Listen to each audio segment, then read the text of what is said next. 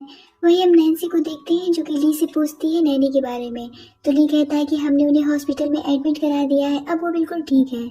जिसके बाद ली उसे उसकी नैनी के पास में ले जाता है, जहाँ ली का असिस्टेंट नैन्सी को बताता है कि अब आपकी नैनी बिल्कुल ठीक है। जिसके बाद ली नैन्सी से पूछता है कि इतना सब कुछ हो गया, आखिर तुमने मुझे कॉल क्यों नहीं किया। तो नैन्सी सोचती कि कॉल तो उसने किया था, पर वो तो किसी और लड़की के साथ में बिजी था। लेकिन नैन्सी ये बात ली को नहीं बताती और उससे कहती कि मैं खुद सब कुछ हैंडल कर सकती हूँ, मुझे आपकी कोई भी जरूरत नहीं है। तो ली कहता है कि क्या तुम इस तरीके से सब कुछ हैंडल करने वाली थी, क्या तुम्हें अंदाजा भी है कि तुम्हारे साथ में क्या होने वाला था। वो नैन्सी का मोबाइल उससे छीन लेता है और उससे कहता है कि आगे से तुम मुझे कॉल करोगी। नैन्सी कहती है कि ठीक है, पर अब तुम मुझे मेरा मोबाइल वापस कर दो। नेक्स्ट डे नैन्सी अपनी स्टेप सिस्टर जियाओ की एंगेजमेंट पार्टी में जाती है, जहाँ पर जियाओ और उसके फ्रेंड मिलकर के नैन्सी की काफी इंसल्ट करते हैं।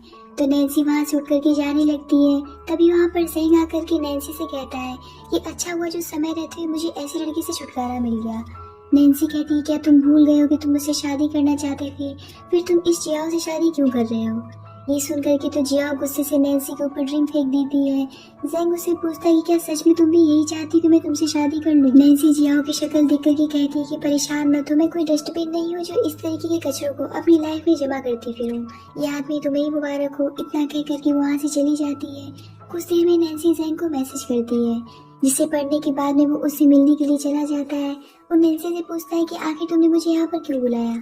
तो नैन्सी कहती कि मैं सब कुछ तुम्हें बताने के लिए यहाँ पर बुलाई हूँ, ताकि तुम्हें मैं ये बता सकूँ कि आखिर उस दिन हुआ क्या था। ज़ेंग कहता है कि मैंने खुद अपनी आंखों से तुम्हें उस आदमी के साथ में देखा था। तो नैन्सी कहती कि तुम तो हमारे टाउन पहली बार आए थे, फिर तुम वहाँ पर इतने परफेक्ट समय पर कैसे पहुँच गए, तुम्हें किसी ने गाइड किया था या फिर तुम खुद पहुँच गए थे। तो ज़ेंग कहता है कि नहीं, उसे ये सब जियाओ ने बताया था। तो नैन्सी कहती है क्योंकि ये जियाओ की प्लानिंग थी जिसमें तुम फंस गए थे, क्योंकि उसने सारी सिचुएशन तुम्हारे सामने वैसे ही प्रेजेंट किया जिससे कि मैं गलत साबित हो सकूं। ज़ेंग अब सारी बातें समझ जाता है और वो नैन्सी से माफी मांगते हुए उससे कहता है कि प्लीज मुझसे शादी कर लो, मैं तुमसे शुरू से ही बहुत प्यार करता हूँ, लेकिन एक गलतफहमी की वजह से मैंने तुम्हें गलत समझ लिया और तुम्हें खो दिया अपनी लाइफ से। नैन्सी कहती है कि मैंने तुम्हें सच्चाई इसलिए नहीं बताई कि मैं तुमसे शादी करना चाहती हूँ। तो ज़ेंग कहता है कि फिर तुम मुझसे ये सब क्यों बताने आई थी, आखिर तुम मुझसे क्या चाहती हो। तो नैन्सी कहती कि मैं बस इतना जानना चाहती हूँ कि आखिर उस दिन मेरे ग्रैंडफादर के साथ में क्या हुआ था। तो ज़ेंग कहता है कि जो हो गया उसे रहने दो, क्या अब हमारे बीच में कुछ भी नहीं हो सकता है। तो नैन्सी साफ इनकार करके वहाँ से चली जाती है। घर पहुँचने पर ग्रैंडमदर नैन्सी से कहती कि लगता है कि तुम बहुत थक गई हो, तुम्हें आराम करना चाहिए। उसके जाने के बाद वो ली के असिस्टेंट से कहती है कि इधर बीच में देख रही हूँ कि ली और नैन्सी एक दूसरे के क्लोज नहीं आ रहे हैं, इसके लिए हमें कुछ करना पड़ेगा। तुम जा करके ली के लिए अच्छा सा सूप बनाओ, जिसमें हम एक तरीके का टॉनिक मिला देंगे और उसे पी करके वो दोनों क्लोज आ जाएंगे। ली जब घर आता है तो वो सूप पी जाता है और थोड़ी देर के बाद में उसे काफी हॉट फील होने लगता है। ये देख करके नैन्सी उससे पूछती कि क्या तुमने कुछ उल्टा सीधा खा लिया है। तो ली अपनी ग्रैंडमा के पास जाकर के उनसे पूछता है कि आखिर आपने मेरे सूप में क्या मिलाया था। ग्रैंडमा कहती कि ली मैं दिन पे दिन बूढ़ी होती जा रही हूँ, आखिर तुम चाहते क्या हो कि मैं अपने ग्रैंडसन को बिना देखे इस दुनिया से चली जाऊँ। ये सुनकर के ली वहाँ से चला जाता है और नैन्सी के क्लोज जाकर के कहता है कि ग्रैंडमा भारी है, हमें नाटक करना पड़ेगा।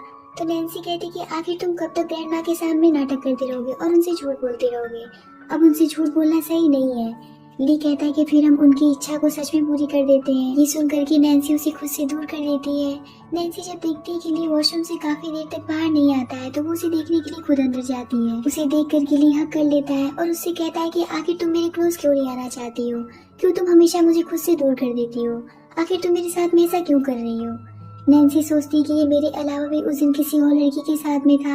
ये सोचकर के उसे काफी ज्यादा गुस्सा आ जाता है और वो फिर से ली को अपने आप से दूर कर देती है और उससे कहती कि अगर तुम्हें यही सब करना है तो तुम किसी और लड़की के पास चले जाओ तुम उसी लड़की के पास में जिसके साथ तुम उस दिन शावर ले रहे थे। ली तो कुछ समझ ही नहीं पा रहा होता है कि आखिर नैन्सी क्या बोल रही है। नेक्स्ट डे नैन्सी के पास में ज़ेंग का मैसेज आता है कि वो उसे कुछ बताना चाहता है। नैन्सी जब उससे मिलने के लिए जाती है तो ज़ेंग उससे कहता है कि मैं तुम्हें कुछ दिखाना चाहता हूँ। वो ली को दिखाता है जो कि उसी बार में एक लड़की के साथ में बैठा होता है। ज़ेंग उससे कहता है कि तुम कहती हो ना कि तुम उसे बहुत पसंद करती हो, लेकिन वो इंसान अपने मजे के लिए दूसरी लड़कियों के साथ में यहाँ पर गुलछर्रे उड़ा रहा है। अभी भी समय है, मेरे पास वापस लौट आओ, मैं तुमसे आज भी बहुत प्यार करता हूँ। तो नैन्सी कहती कि अपनी बकवास बंद करो और यहाँ से निकल जाओ। तभी वहाँ पर एक आदमी आता है जो कि नैन्सी को बार गर्ल समझ करके उसे ड्रिंक सर्व करने के लिए अंदर भेज देता है, जहाँ ली के फ्रेंड्स नैन्सी के साथ में मिसबिहेव करने लगते हैं और उसे उसका मास्क हटाने के लिए कहते हैं। नैन्सी मास्क हटाने के लिए साफ इनकार कर देती है। तो वो लोग कहते कि फिर ठीक है, तुम्हें हमारे ब्रदर के साथ में कार्ड्स खेलने पड़ेंगे। अगर तुम हार गई तो तुम्हें ब्रदर को सर्व करना होगा और साथ ही अपना मास्क भी हटाना पड़ेगा। नैन्सी भी इस गेम के लिए हाँ कर देती है, पर वो उस 20 मिलियन बोल देती है, लेकिन उसके दोस्त कहते हैं कि ये बहुत ज्यादा है। तो नैन्सी कहती है कि तुम लोग मुझे एफोर्ड नहीं कर पाओगे, और इतना कह करके वो वहाँ से जाने लगती है। लेकिन ली उसे पकड़ लेता है और कहता है कि मैं तो कर सकता हूँ। हालांकि ली ये बात अच्छी तरीके से समझ जाता है कि वो नैन्सी है। नैन्सी गुस्से से कहती है कि फिर ठीक है, मैं रेडी हूँ। ली कहता है कि तुम क्या बकवास कर रही हो, तुम्हें समझ में भी आ रहा है कि आखिर तुम ये सब कर क्या रही हो। वो अपने दोस्तों से उन्हें वहाँ से बाहर जाने के लिए कहता है, जिसके बाद में नैन्सी अपना मास्क हटा देती है। नैन्सी की ऐसी हरकतें देख करके तो ली के गुस्से का कोई भी ठिकाना नहीं रहता और वो उसके साथ में बदतमीजी करने लगता है। तो नैन्सी उससे कहती है कि प्लीज मेरे साथ में ये सब मत करो, मेरी ड्रेस खराब हो चुकी है। तो ली उससे दूर हो जाता है और उसे एक रूम में लेकर के जाता है। ली फिर से उसके क्लोज जाने की कोशिश करता है, तो नैन्सी उससे फिर से उठपटांग सवाल करके उसे खूब परेशान करती है। तो ली उससे पूछता है कि आखिर तुम मेरे साथ में करना क्या चाहती हो।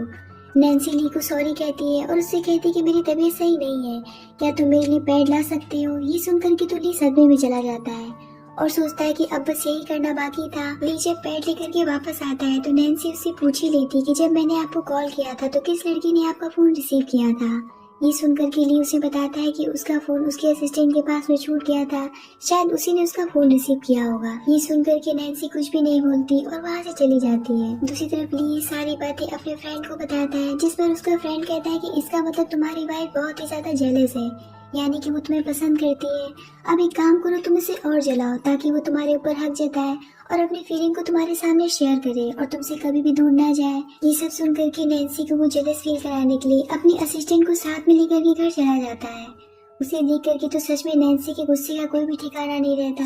इतना कम नहीं था कि ली और भी आग में घी डालने का काम करता है और डिनर टेबल पर अपनी असिस्टेंट से कहता है कि नाइट में मुझे बहुत जरूरी काम है, इसीलिए मेरे बेडरूम में आ जाना ताकि हम दोनों मिलकर के काम कर सकें। ये सुनकर के तो नैन्सी के हाथ से बाउल गिर करके टूट जाता है, जिसे उठाते वक्त उसका हाथ जख्मी हो जाता है। ली फौरन से उसके पास जाता है और उससे पूछता है कि क्या वो ठीक है, पर नैन्सी गुस्से से उसे खुद से दूर कर देती है और रूम में जाकर के पट्टी करने लगती है। तभी वहाँ पर असिस्टेंट आकर के नैन्सी से कहती है कि मुझे ऐसा क्यों लग रहा है कि आज मैं और बॉस मिलकर के काफी एंजॉय करने वाले हैं, तो हमारे लिए थोड़ी अच्छी सी व्यवस्था कर देना। यहाँ पर असिस्टेंट नैन्सी को एक मेड की तरह ट्रीट करती है। ये सुनकर के तो नैन्सी के गुस्से का कोई भी ठिकाना नहीं रहता और वो उससे कहती कि आखिर मैं तुम्हारा काम क्यों करूंगी, तू अपना काम खुद कर लो। तो असिस्टेंट उससे कहती कि तुम एक मेड हो तो उतनी ही अकड़ रखो। इतना कह करके वो वहाँ से चली जाती है। उसके जाने के बाद में नैन्सी बहुत ही ज्यादा हर्ट होती है और वो सोचती है कि आखिर मैं ली के बारे में इतना क्यों सोच रही हूँ, जब वो खुद ही दूसरी लड़कियों में इंटरेस्ट रखता है तो मुझे भी इतना नहीं सोचना चाहिए। वो उठ करके ली के रूम में जाती है ताकि आज वो ये सब कुछ खत्म कर दे, पर ली के रूम में तो असिस्टेंट रहती है जो कि उससे फिर से बदतमीजी से बात करने लगती है, जिस पर इस बार तो नैन्सी उससे फाइट करने लगती है और उसे बहुत बुरी तरीके से मार पीट देती है।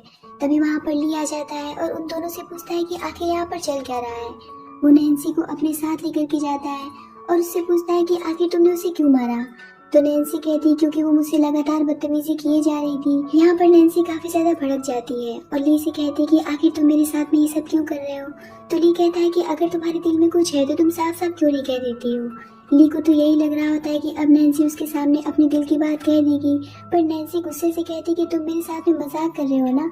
एक तो तुम मुझे किस करते हो, मुझे हक करते हो, मुझे टच करते हो, फिर तुम दूसरी लड़कियों के साथ भी ये सब करते हो। अब मैं ये सब और बर्दाश्त नहीं कर सकती हूँ, मैं अभी कभी तुम्हारे साथ में सारे कॉन्ट्रैक्ट तोड़ती हूँ।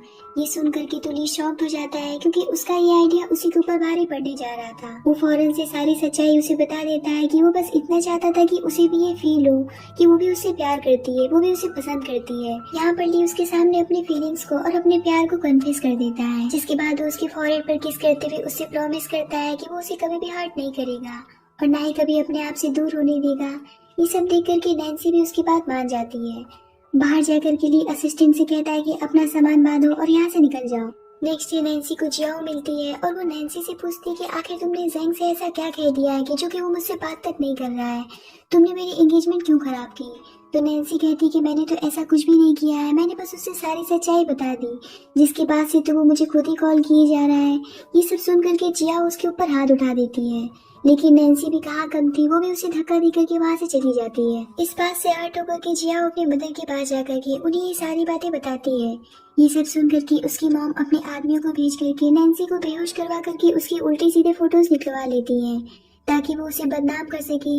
मीडिया में ये सारी खबर जाने के बाद में उसके फादर की भी रेपुटेशन खराब होने लगती है, जिसकी वजह से वो एक प्रेस कॉन्फ्रेंस रखते हैं और अपनी बेटी को ही बुरा भला कह करके उसे अपनी सारी संपत्ति से बेदखल कर देते हैं। तभी वहाँ पर यान की एंट्री होती है जो कि नैन्सी की फ्रेंड है।